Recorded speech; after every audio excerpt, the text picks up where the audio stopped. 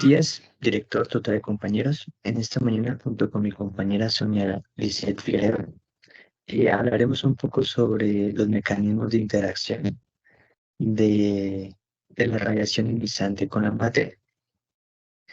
Principalmente comenzaremos con explicar un poco sobre el efecto determinista.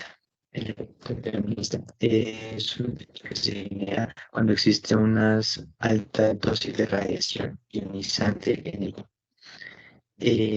o también cuando algunos tejidos están totalmente involucrados a radiaciones constantes, o sea, más o menos se rayan con mucha frecuencia, por decirlo así.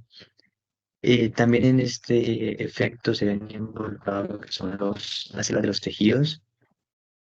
Es un proceso en el cual puede ocurrir una muerte de las células por la alta radiación. Las células pueden morir. También este efecto posee una dosis umbral totalmente fija, es decir, tiene como una especie de parámetros o un tope donde la radiación, cuando sobrepasa ese tope o ese límite, es donde se generan los daños en el paciente, donde pues, se pueden generar cánceres, algunos traumas y demás afecciones que atentan contra la salud del paciente. Cuando esa radiación no supera ese límite, pues no, el cuerpo no absorbe como tal esos químicos o no sufre alguna intoxicación. O sea, prácticamente cuando la radiación no supera el límite, pues no es perjudicial tanto para la salud del paciente, ya que pues los tejidos no absorben tanta dosis de radiación. Otra cosa que hay que tener en cuenta es que la gravedad y la naturaleza de este efecto dependen, como decía anteriormente, de la radiación absorbida y de la sensibilidad de los tejidos. Otra cosa también es que estos efectos se pueden comenzar a mostrar o se ven reflejados en un corto, mediano o largo plazo. Aquí podemos ver algunos ejemplos o algunas imágenes de cómo se ve la radiación o el efecto determinista en el cuerpo de algún paciente.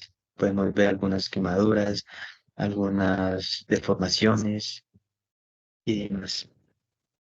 Algunos ejemplos de este efecto determinista encontramos principalmente la de radiodermatitis aguda, que son como unas quemaduras totalmente en la piel, son parecidas o idénticas a las quemaduras por el rayo del sol. También encontramos el síndrome de irradiación aguda, o más conocido como el ARS. Este síndrome o esta enfermedad se origina un poco después de la exposición a la alta dosis de radiación. Eh, este síndrome tiene algunos síntomas como lo es náuseas, vómito, fiebre, desorientación, mareos y demás síntomas. También, pues, en algunos casos pueden generar síntomas evidentes o que se ven a simple vista, como son ampollas, resequedad y demás síntomas. También encontramos lo que es el síndrome gastrointestinal agudo, que como su nombre lo indica, es más que todo afecta los tejidos gastrointestinales, es decir, cuando la radiación más o menos irradia todo lo correspondiente a los intestinos y a todo el proceso de metabolismo del cuerpo. Aquí podemos ver algunas imágenes de estos ejemplos. Podemos ver aquí unas quemaduras por la radiación. Podemos también aquí ver cómo el síndrome de radiación aguda se ve en un paciente, más que todo en las manos, unas ampollas, unas bolas todas llenas como de pus o de materia. Por otro lado, encontramos también el efecto estocástico. A diferencia del efecto determinista, no posee una dosis de umbral fija. Esto quiere decir que la radiación eh, no tiene como unos parámetros, ¿sí? Lo que hace que la radiación aumente y cada vez que aumente, pues se va a ser más nocivo, más perjudicial para la salud del paciente. Esta dosis también se produce con unas radiaciones bajas o moderadas, o sea, independientemente es perjudicial para la salud del paciente. Estos efectos se muestran o se ven reflejados cuando la dosis aumenta, como lo decía anteriormente. A diferencia del efecto determinista, como el efecto determinista ataca directamente a los tejidos, en su efecto ataca directamente la estructura de la célula, ocasionando que haya un daño en su ADN, que hayan mutaciones celulares o que también se generen o se crean o se desarrollen pocas células en el cuerpo. En este caso, en este efecto, la célula sí puede morir, perdón, no muere, a diferencia como el determinista que directamente la célula muere. En este caso, la célula no muere, pero sí tiene una alteración en su ADN. En este efecto encontramos dos tipos de efectos. Encontramos el efecto somático, que es como cuando se produce, cuando la célula somática es afectada directamente. Esto puede generar cánceres, tumores, leucemias. Y también encontramos el efecto sí, el efecto estocástico germinativo, que es cuando puede afectar al paciente, pero también puede afectar la generación o la descendencia del paciente. Esto puede generar algunos cambios en los tejidos, puede estar propenso a enfermedades crónicas cuando ya esté más viejito, o inclusive también a mutaciones genéticas de las células, del ADN de la célula.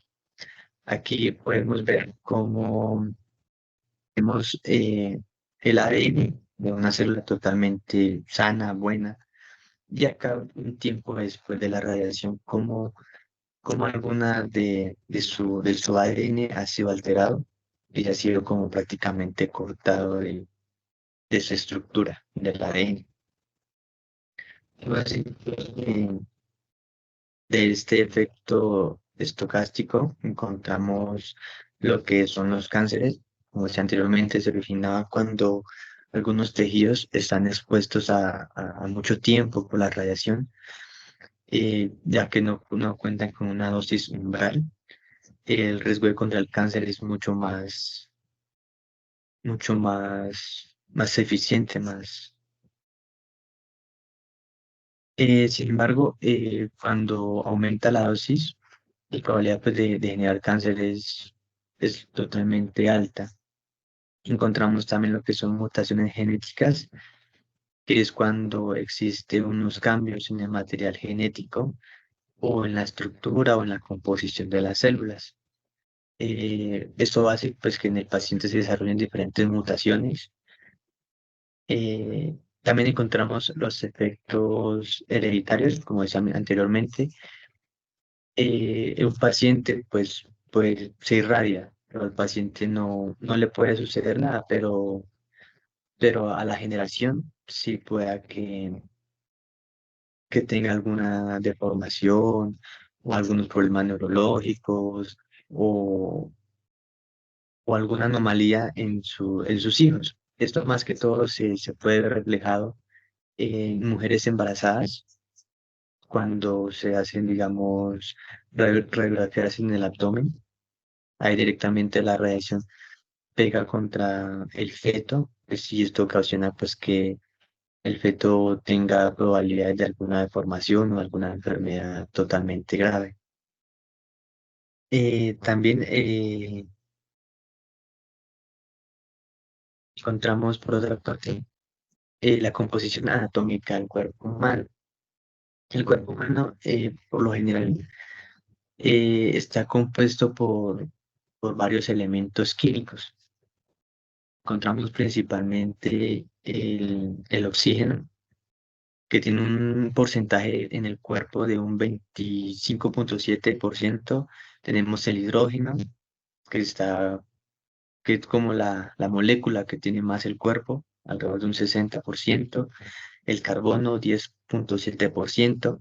El nitrógeno, un 2,4%. El calcio, un 0,2%. Lo que es fósforo, azufre, en un 0,1%. Y algunos otros elementos tienen un 0,8%, como lo que es el potasio, el zinc y todos los demás elementos que conforman o hacen parte del cuerpo humano. Todos estos elementos lo que hacen es como darle la vida al ser humano, lo que lo compone, por decirlo así.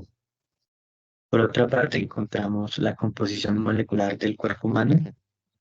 Como bien sabemos, el cuerpo humano está formado por muchísimos tejidos, por órganos, por sistemas, y cada uno de estos componentes del cuerpo tienen sus propias características moleculares.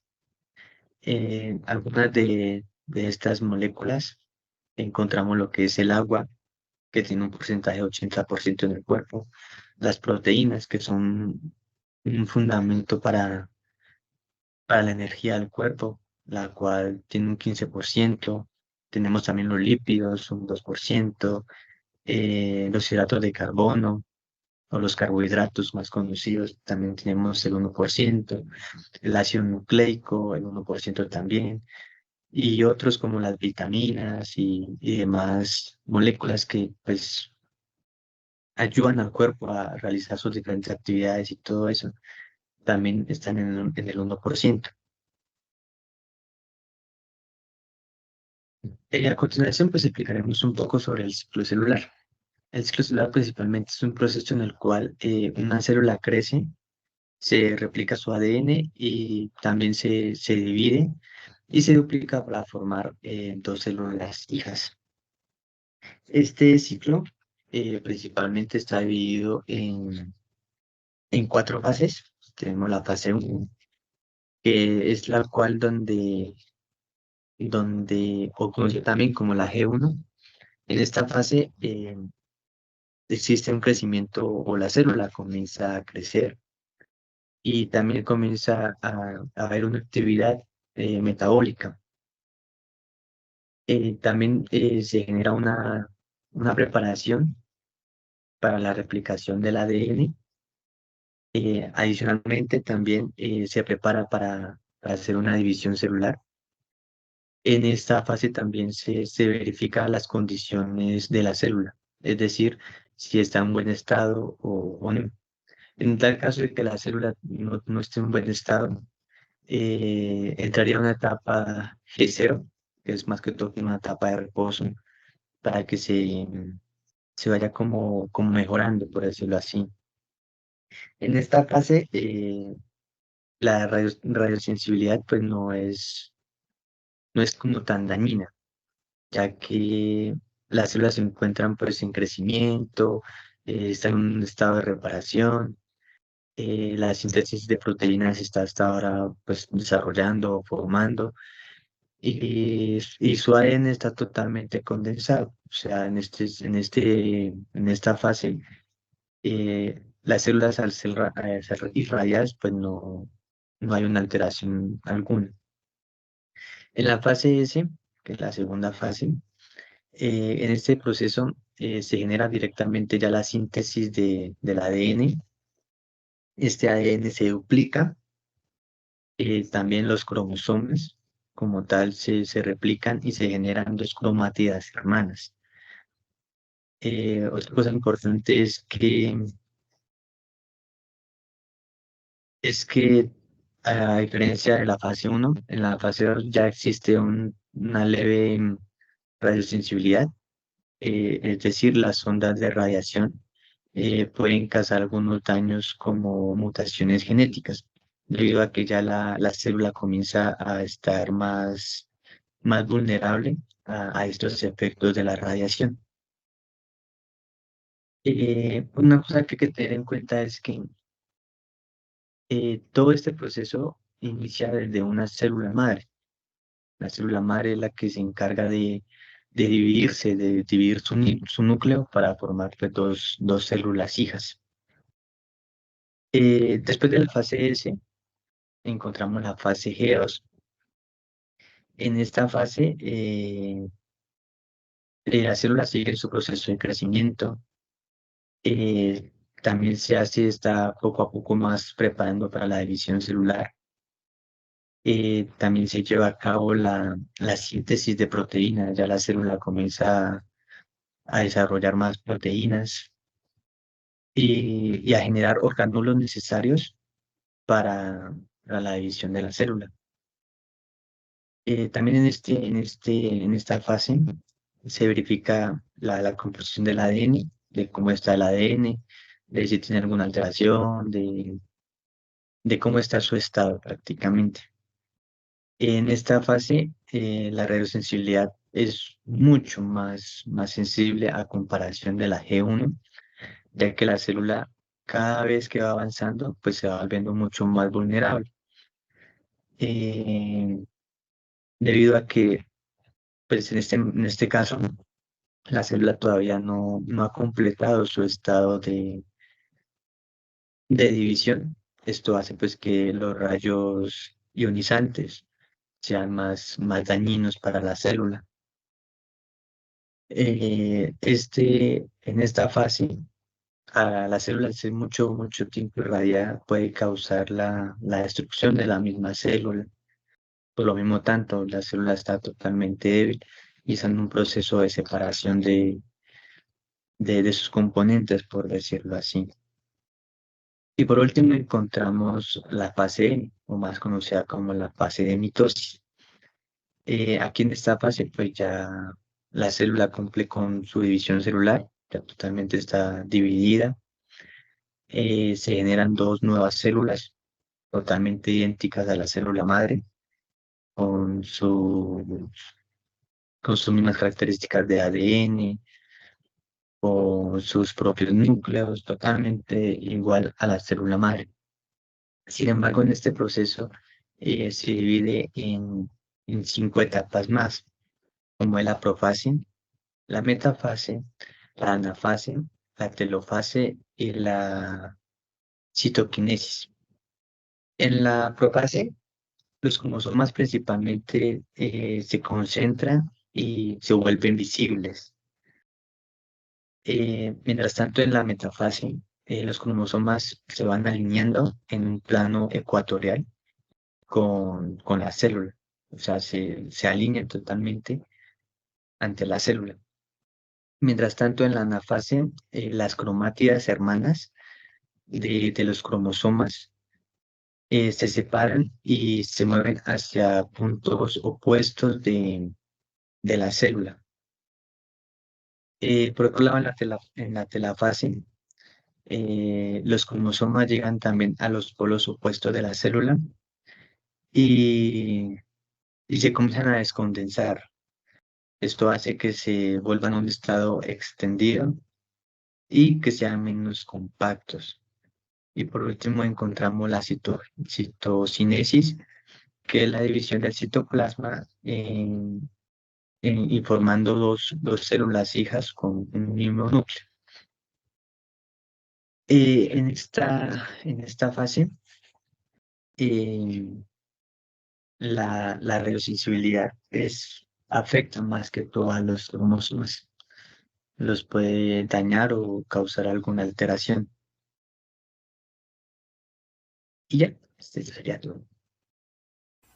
Hola, buen día. Mi nombre es Anneliese Figueiredo Castillo. Soy estudiante del programa Tecnología en Radiología e Imágenes Diagnósticas de la UNAD SEA Sogamoso y en la fase 4, radiobiología, del curso de radiobiología y radioprotección, voy a explicar la actividad 7 y la actividad 9. En la actividad 7, decía, justifique la siguiente afirmación. La concentración de oxígeno, edad y recuperación celular son factores biológicos que afectan la radiosensibilidad. Bueno, la concentración de oxígeno, edad y la capacidad de recuperación celular son factores biológicos que influyen en la radiosensibilidad. El oxígeno en los tejidos aumenta la producción de radicales libres, volviendo las células más sensibles a la radiación. Eh, la edad es la edad de una persona también puede influir en la radiosensibilidad de las células. Las células en crecimiento son más susceptibles que las células maduras debido a su constante división celular. La capacidad de las células para reparar el daño producido por la radiación también afecta la radiosensibilidad. Em, y bueno, estos son factores cruciales en radioterapia y en la evaluación de los factores de radiación en los tejidos y sistemas biológicos. En la actividad 9 dice en qué consiste el síndrome de radiación aguda. Describa la secuencia de eventos ocurridos en función del tiempo y su manifestación clínica.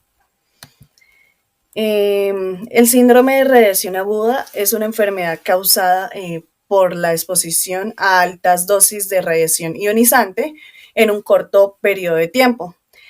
La radiación ionizante puede provenir de fuentes como la radioterapia en tratamientos contra el cáncer, en accidentes nucleares como el Chernobyl o ataques con armas radiológicas.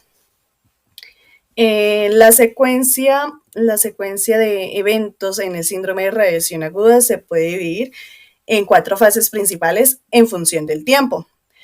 La primera fase es la fase prodrómica. Esta fase es inicial. Después de la exposición a la radiación, se puede experimentar síntomas como náuseas, vómitos, diarrea, fatiga y fiebre.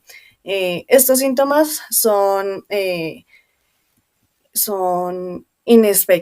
inespecíficos y pueden confundirse con otras enfermedades. La fase 2 es la fase latente, que dice que después de la fase podrómica, puede haber un periodo de latencia en el que los síntomas desaparecen y la persona se siente relativamente bien. Durante este tiempo, la radiación causa daño en las células del cuerpo, particularmente en la médula ósea, el sistema digestivo y el sistema nervioso central. La tercera fase es la fase de manifestación aguda. En esta fase los síntomas son más graves, comienzan a aparecer debido al daño causado por la radiación.